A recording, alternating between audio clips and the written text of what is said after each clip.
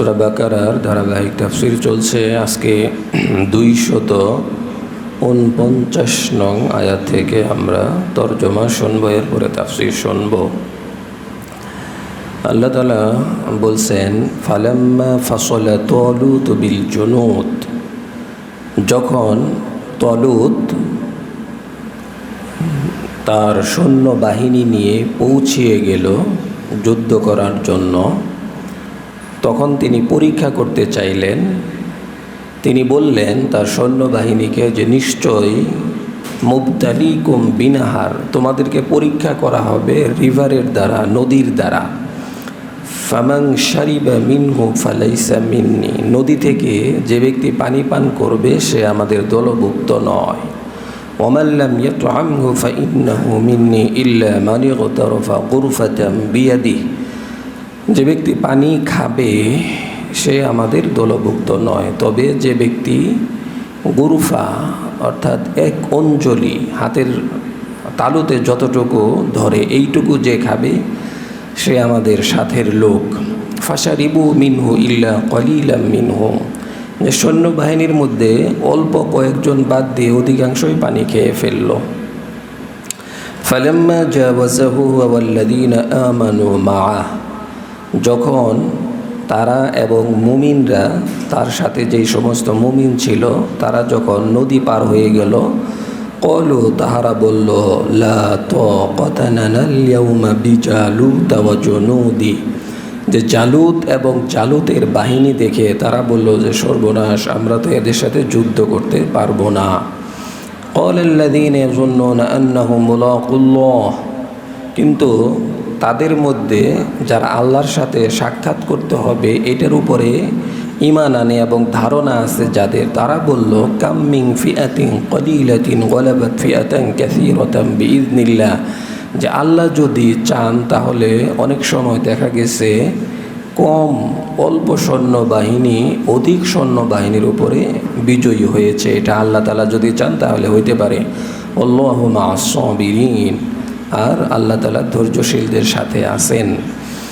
ওয়ালাম্মা বারাজু লিজালুত ওয়া জুনুদিহি ক্বালু, যখন জালুত তার সৈন্যবাহিনী নিয়ে মোকাবেলা করার জন্য মুখোমুখি হয়ে গেলেন, তখন তালুতের সৈন্যবাহিনী তারা বলল, ক্বালু রব্বানা, হে আমাদের প্রভু, দোয়া করতেছেন, আফরিগা আলাইনা, যে আমাদেরকে পৌঁছিয়ে দেন, তাদের উপরে বিজয়ী করেন, এবং সবরন, আমাদেরকে ধৈর্য ধারণ করার তৌফিক দান করেন, ওয়াসাব্বিত আকদামানা, এবং আমাদেরকে দৃঢ় হওয়ার তৌফিক দান করেন, অর্থাৎ আমাদের কদম যাতে এদিক সেদিক না সরে, ওয়ানসুরনা, এবং আমাদেরকে সাহায্য করেন, আলাল কওমিল কাফিরিন, কাফির সম্প্রদায়ের উপরে আমাদেরকে সাহায্য করেন।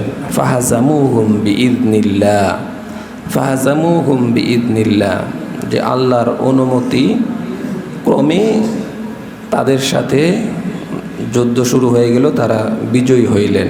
এবং ওয়াকতালা দাউদ, আর দাউদ আলাইহিস সালাম হত্যা করলেন জালুতকে।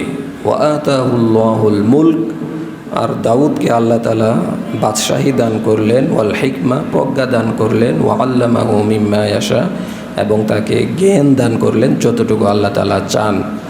ওয়ালাউলা দাফউল্লাহিন নাস বা'দাহুম বিবাদ, যদি আল্লাহ তাআলা মানুষের মধ্যে থেকে এক দলকে আরেক দল দিয়ে দমন না করতেন তাহলে লাফাসাদাতিল আরদ, জমিনের মধ্যে বিশৃঙ্খলা সৃষ্টি হয়ে যেত। ওয়ালাকিন্নাল্লাহা যু ফাদলিন আলাল আলামিন, আর আল্লাহ তাআলার অনেক বরকত এবং অনেক রহমত এবং অনেক দয়াময় বিশ্ববাসীর উপরে।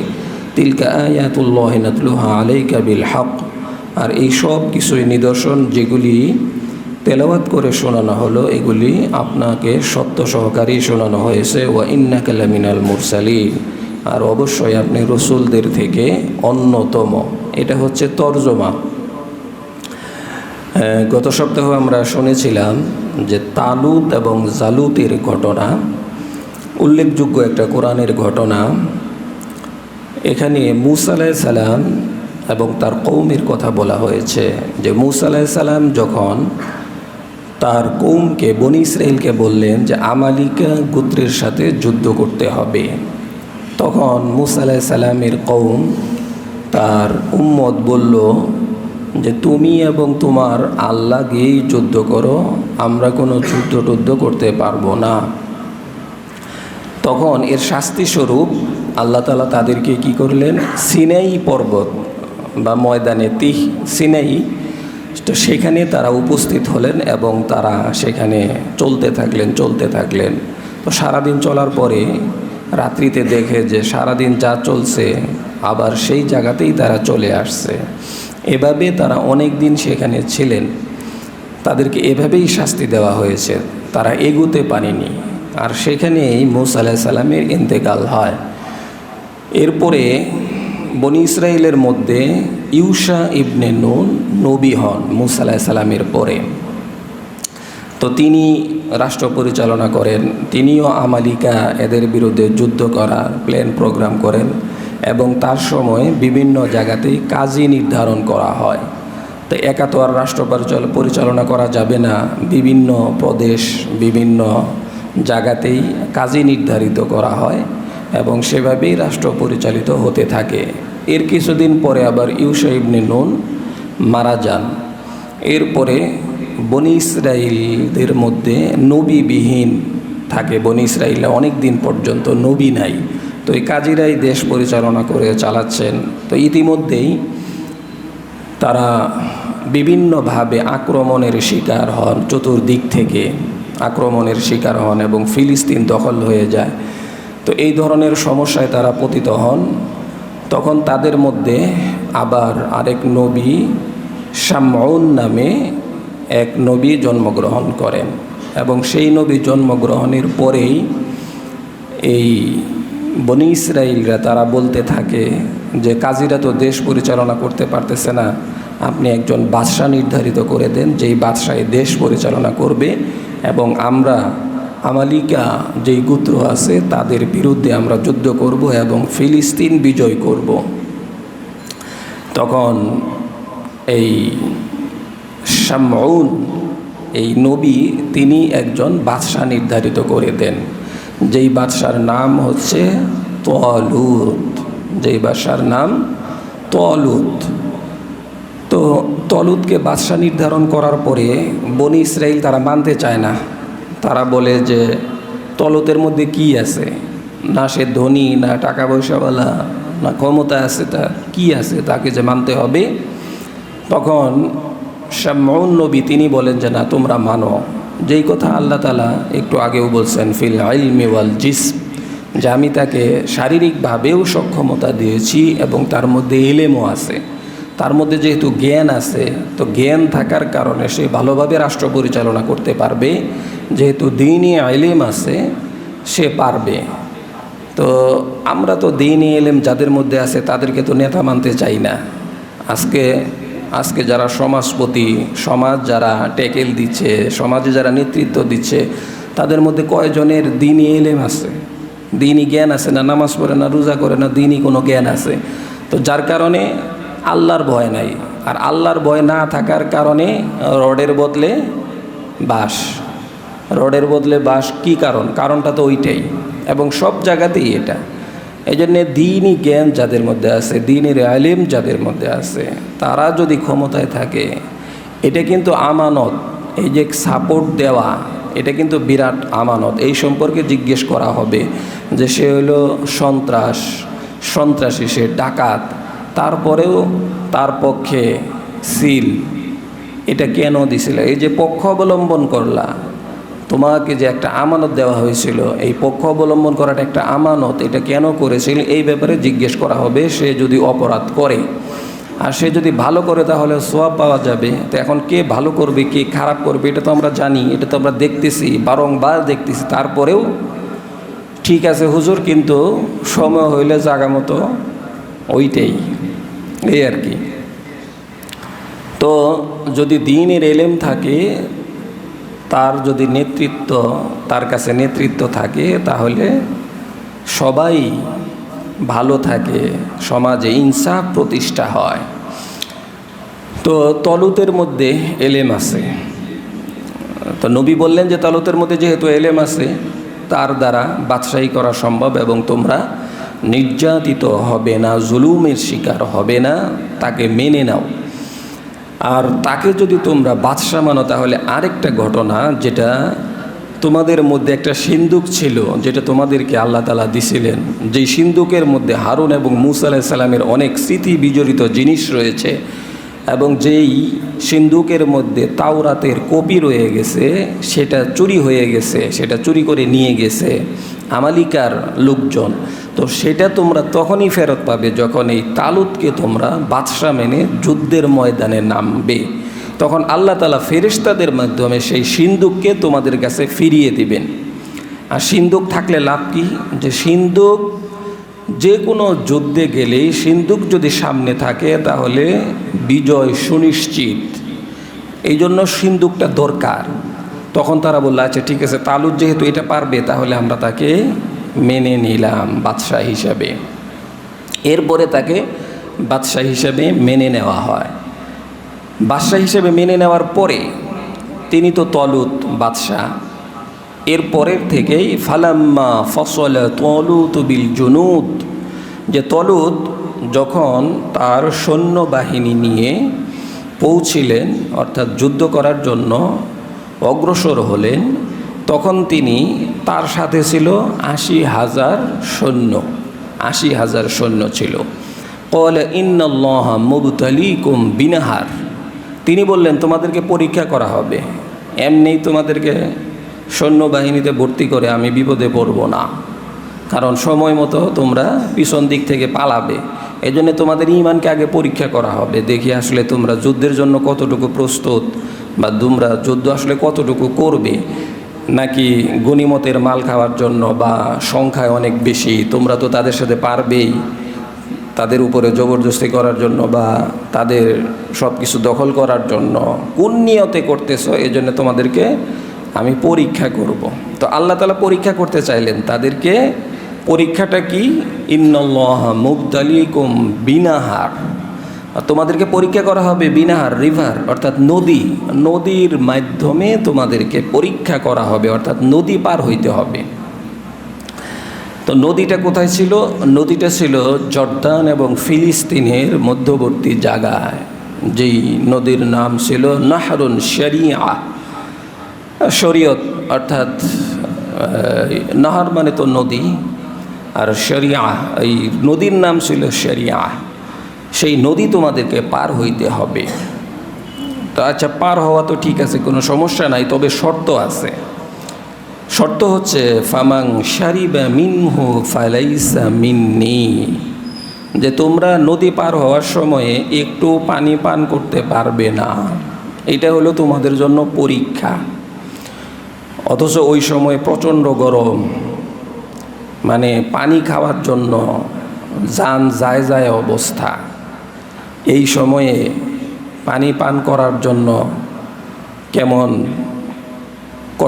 কেমন লাগে, করতে পারলে কত ভালো লাগবে। যেমন অনেক গরমের মধ্যে ইফতারের আধা ঘন্টা আগে দিয়া পানি খাওয়ার জন্য কেমন লাগে। তো এরকম একটা পরিস্থিতি যে অনেক পানি পিপাসা লাগছে, তো এখন পানি খাইতে হবে।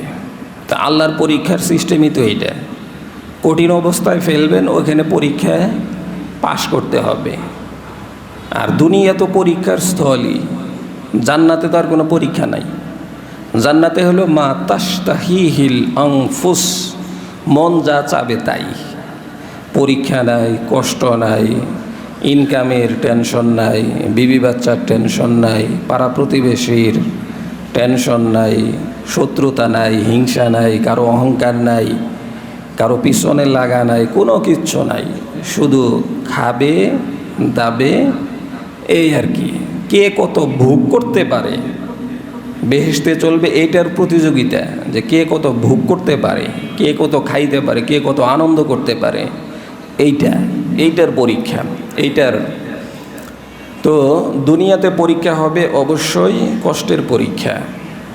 তো এখন তলুত বাদশাহ তার সাথে সৈন্য নেবেন, এই জন্য পরীক্ষা করার জন্য এই শর্ত জুড়ে দিলেন, ফামাং শারিবা মিনহু ফালাইসা মিন্নি, যে ব্যক্তি পানি পান করবে তো সে আমাদের দলভুক্ত নয়, সৈন্যর নাম থেকে, ফোর্স থেকে নাম কাটা যাবে লিস্ট থেকে। এরপরে আল্লাহ বলতেছেন ওমাল্লাম ইয়াতআমহু ফাইন্নাহু মিন্নি ইল্লা মান ইগতারাফা গুরফাতাম বিয়াদিহি। আগে আল্লাহ তাআলা পানির ব্যাপারে বলছেন শারিব, আর এরপরে বলতেছেন খাবার, অথচ পানির কেন বললেন? এক জায়গায় শারিব, আরেক জায়গায় ইয়াতআম। এই জন্য যে শারিব মানে পান করা হয় গ্লাস দিয়ে অল্প। আর যখন খাবারের কথা বলছেন, অর্থাৎ তারা এমন পিপাসিত যে তারা খাবার যেরকম খায় ওইভাবে তারা খাওয়ার চেষ্টা করতেছে। মানে একজনে এক জগ খাবে, এক গ্যালেন পানি খাবে, এরকম একটা অবস্থা তাদের। এই জন্যে আল্লাহ তাআলা ইয়াতআমহু শব্দ ব্যবহার করছেন, তোআম খাবারের শব্দ আনছেন, যে যারা খাবে তারা আমাদের অন্তর্ভুক্ত হবে না। ইল্লা মান ইগতারাফা গুরফাতাম বিয়াদিহি, তবে যে ব্যক্তি এক অঞ্জলি অর্থাৎ তার হাতের তলার ভিতরে যতটুকু পানি ধরে এইটুকু যদি কেউ পান করে শুধুমাত্র তার গলা ভিজানোর জন্য, তাহলে সমস্যা নাই, তাহলে তাকে অ্যাবসেট করা হবে, তাহলে আমার দলে তাকে রাখা হবে। কিন্তু দেখা গেল ফাশারিবু মিনহু ইল্লা কলিলাম মিনহুম, যে তাদের অধিকাংশই পানি পান করছে, কয়েকজন বাদ দিয়ে। কি পরিমাণ? যে ৮০,০০০ সৈন্য ছিল, তার মধ্যে ৭৬,০০০ পানি পান করছে, আর ৪,০০০ বাকি। ৪,০০০ পানি পান করে নাই, বা ওই যে অঞ্জলি দিয়ে পানি পান করছে, আর ৭৬,০০০ ডাইরেক্ট পেট ভরে মনের মতো পানি পান করছে। তাহলে ফেলের পরিমাণ বেশি না পাশের পরিমাণ বেশি? ফেলের পরিমাণ বেশি। আর আল্লাহর খাঁটি বান্দা, পরীক্ষিত বান্দা সব জায়গায় কমই হবে। কি বলেন?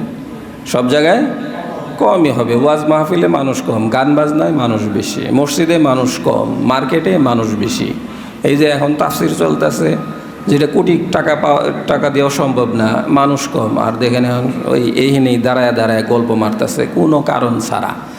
তো এইটাই স্বাভাবিক, এইটাই হবে এবং কিয়ামত পর্যন্ত এইটাই চলবে। বদর যুদ্ধে মুসলমানদের সংখ্যা ৩১৩, আর তাদের ১,০০০, তারা ছিল ১,০০০, আর সাহাবায়ে কেরাম ছিলেন মাত্র ৩১৩। এরকম সব জায়গাতেই মানে ধর্মের ব্যাপারে, ইসলামের ব্যাপারে, ভালোর ব্যাপারে সংখ্যা কম, কিন্তু আল্লাহ তাআলা বিজয় দিবেন। এইটাই তো আল্লাহর ক্রেডিট, এইটাই তো আল্লাহর পাওয়ার। যেমন কম কিন্তু বিজয় হবে, আমি যাকে ইচ্ছা তাকে বিজয়ী করব। এক যুদ্ধের মধ্যে মুসলমানদের সংখ্যা বেশি ছিল, তো মুসলমানরা মনে করলো যাক এইবার আর আমাদেরকে হারায় কে, কিন্তু দেখা গেছে ওই যুদ্ধেই বিপদে পড়ছে। তো আল্লাহর উপরে ভরসা।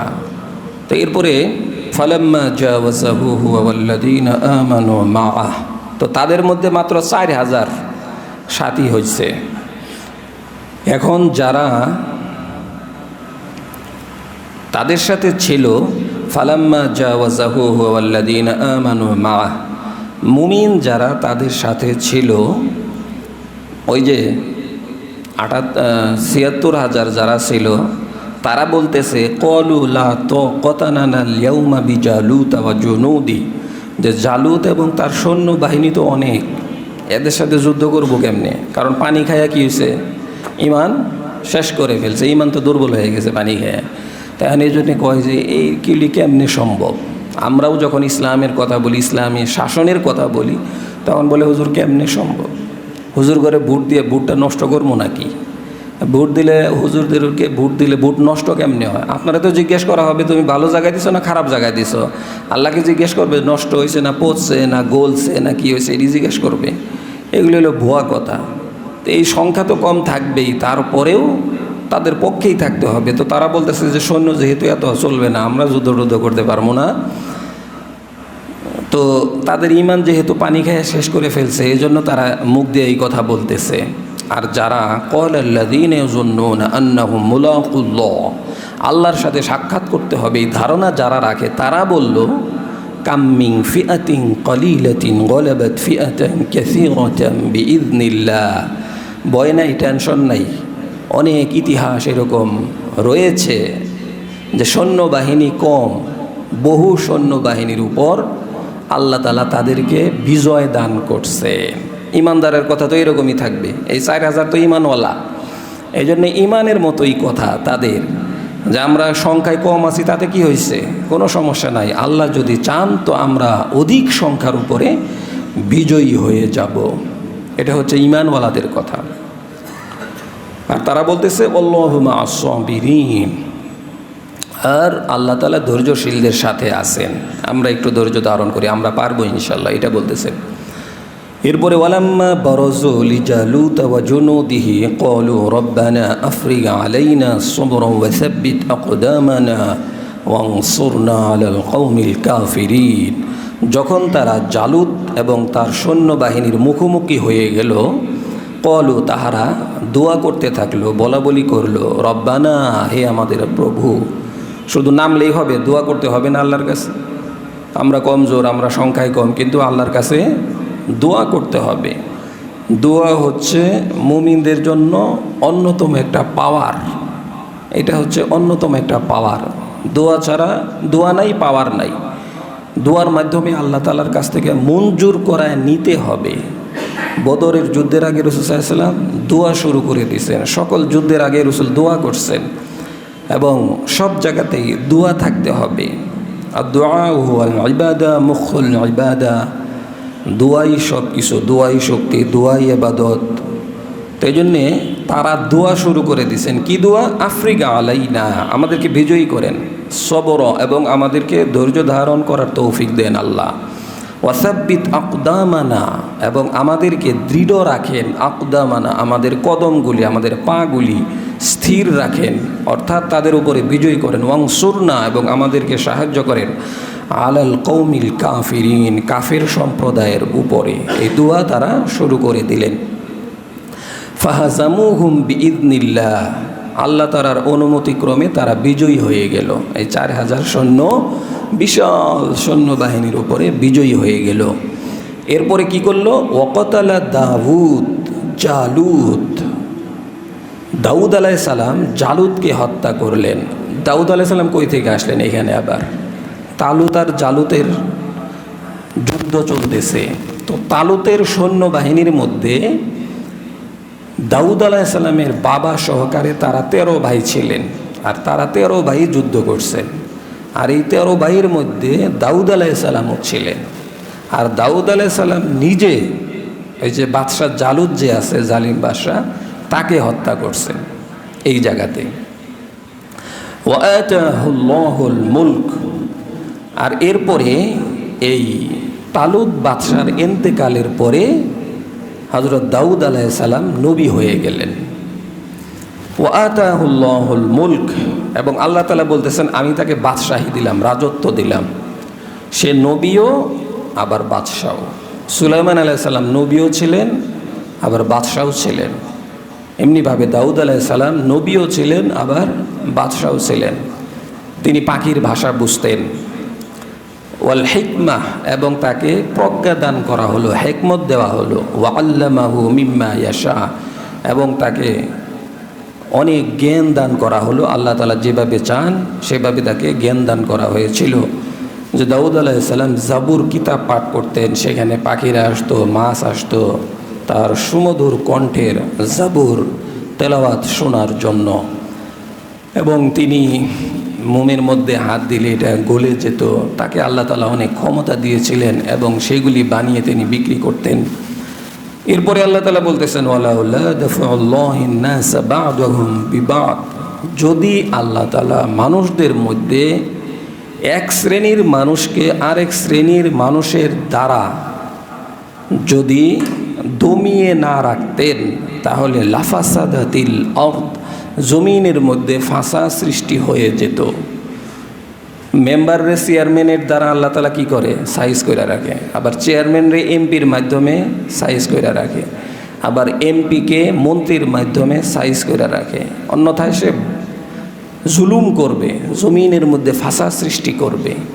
এরপর অন্য অন্য মন্ত্রীদেরকে প্রধানমন্ত্রীর দ্বারা, প্রধানমন্ত্রীকে রাষ্ট্রপতির দ্বারা, রাষ্ট্রপতিকে অন্য দেশের দ্বারা, অন্য দেশকে আরও নেটো বাহিনীর দ্বারা, এইভাবে এক দলকে আল্লাহ তাআলা আরেক দলের মাধ্যমে দমিয়ে রাখেন। অন্যথায় বাড়াবাড়ি হইতো, অন্যথায় জুলুম হইতো। এটা আল্লাহ তাআলার কথা। কিন্তু আমরা তো বলি যে একজন কেন নাপিত হবে, একজন কেন মুসার হবে, একজন কেন সবজি বিক্রেতা হবে, একজন কেন রিক্সাওয়ালা হবে, আমি কেন রিক্সাওয়ালা হইলাম, আমি কেন বাড়িওয়ালা হইলাম না। এগুলি আল্লাহ তাআলার ইচ্ছা। ওরফা বাদুহুম ফাওকা বাদিন দারাজাতিল লিয়াত্তাখিযা বাদুহুম বাদুন সুখরিয়া। আল্লাহ তাআলা একজনকে আরেকজনের উপরে প্রাধান্য দিছেন। একজনকে বাড়ি দিছেন, আরেকজনকে গাড়ি দিছেন। আরেকজন গাড়ি পরিষ্কার করবে, আরেকজন বাড়ির দারোয়ান হবে। এখন সব যদি বাড়িওয়ালা হয় তাহলে ভাড়াটিয়া কে হবে? এই যে করোনার মধ্যে তো সমস্যা শুরু হয়েছিল, বাড়িওয়ালাদের টেনশন শুরু হয়ে গেছিল যে ঢাকা থেকে সব ভাগতাছে, উপায় কি, আমরা বাড়ি ভাড়া কই দিব, কার কাছে দিব? এখন সবাই যদি বাড়িওয়ালা হয়ে যায় তো ভাড়া কার কাছে দিবে? তাহলে এটা বিপদ না? কি বলেন, বিপদ না? অনেক বড় বিপদ। বাড়িওয়ালা যারা তারা জানে কি বড় বিপদ। কারণ অনেক বাড়িওয়ালা আছে এটা দিয়েই তার সব কিছু চলে। কারণ ভাড়া যদি না হয় তো উপায় কি? তাহলে সবাই বাড়িওয়ালা হবে, এটা বিপদ। সবাই নাপিত হবে, এটা বিপদ। সবাই রিক্সাওয়ালা হবে, তো রিক্সায় চড়বে কে? সবাই যদি রিক্সাওয়ালা হয়, এখন তো এই পরিমাণ অটো বাড়ছে যে সবাই অটোওয়ালা। তাহলে সবাই যদি অটোওয়ালা হয় তো অটোতে চড়বে কে? ইনকামটা কেমনে হবে? কারণ সবাই যদি চাকরিজীবী হয় তাহলে অন্য অন্য কাজকর্ম তারা কে করবে? এটা কে করবে? এইটাই আল্লাহ তাআলা বলছেন যেটা আমার সিস্টেম। আমি যদি এটা না করি তাহলে সিস্টেম ঠিক থাকবে না, মানুষ মজা বুঝবে না। ভাড়াটি আছে বিদায় বাড়িওয়ালারা মজা বুঝতেছে, বাড়ির কি মজা। ড্রাইভার আছে বিদায় গাড়িওয়ালা গাড়ির মর্যাদা বুঝতেছে। রিক্সা আছে বিদায় যে চড়ে সে তার মজা বুঝতেছে। যদি না থাকতো তাহলে মজা বুঝতো না। এখন যদি সুইপার যদি না থাকতো তাহলে আপনার বাথরুম আপনাকেই পরিষ্কার করতে হতো, তাহলে মজা নাই। বাজার আপনাকেই করতে হবে, সব কিছুই আপনাকেই করতে হবে। তো এই জন্যে আল্লাহ তাআলাই এটা সিস্টেম করছেন, একজনকে আরেকজনের মাধ্যমে দমিয়ে রাখার সিস্টেম। আল্লাহ তাআলা যদি না রাখতেন লাফাসাদাতিল আরদ, জমিনের মধ্যে বিশৃঙ্খলা কায়েম হতো। অর্থাৎ কেউ কাউরে মানতো না, মানামানি নাই। আরে বেটা আমিও বাড়িওয়ালা, তুইও বাড়িওয়ালা, তো তোরে মানার কি আছে?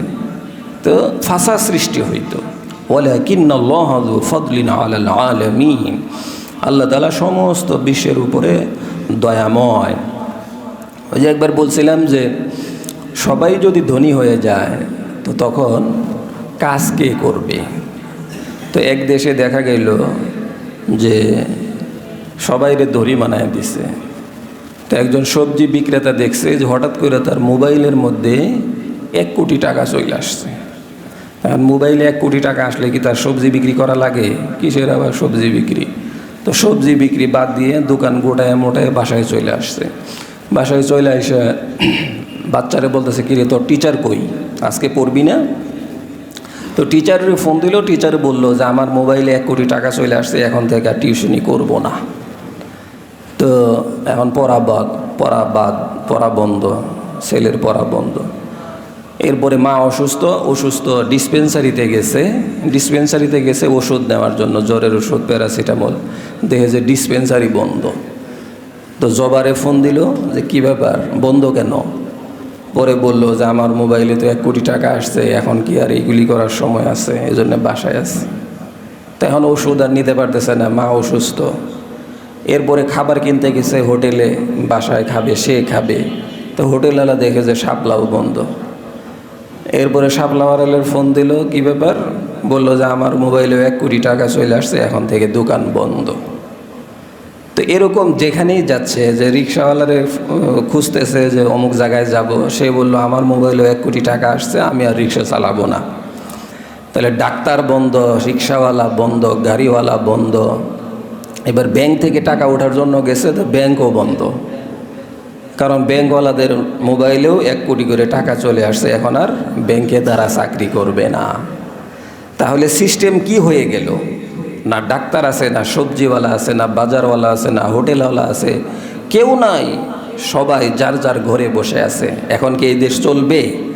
চলবে না। এখন বলে যে ভাই মাফ চাই, আমরা আগে যেরকম ছিলাম, আমি সবজিওয়ালা ছিলাম, আমি সবজিওয়ালাই থাকতে চাই, আমি সার ছিলাম, আমি সারই থাকতে চাই, আমি ডিসপেন্সারিওয়ালা ছিলাম, আমি ডিসপেন্সারিওয়ালাই থাকতে চাই, আমি ডাক্তার ছিলাম, আমি ডাক্তারই থাকতে চাই, আমি ব্যাংকওয়ালা ছিলাম, আমি ব্যাংকওয়ালাই থাকতে চাই। ওই সিস্টেমটাই ঠিক ছিল। এখনকার সিস্টেম এটা ঠিক না, আমরা সবাই বিপদে পড়ব। এইটাই সিস্টেম। ওরফানা বা'দাহুম ফাওকা বা'দিন দারাজাত। আল্লাহ তাআলা একজনকে আরেকজনের উপরে প্রাধান্য দিয়েছেন, মর্যাদা দিয়েছেন। কেউ ইমাম হবে, কেউ খতিব হবে, কেউ বক্তা হবে, কেউ হুজুর হবে, কেউ চাকরিজীবী হবে, কেউ কৃষিজীবী হবে, কেউ ব্যাংকার হবে। এক একজন এক একটা নিয়ে কাজ করবে, তাহলে সব সেক্টর ঠিক থাকবে, দুনিয়ার নিজাম, দুনিয়ার সিস্টেম ঠিক থাকবে। অন্যথায় সমস্ত সিস্টেম ভেঙ্গে গিয়ে সকলের মধ্যেই বিশৃঙ্খলা তৈরি হবে।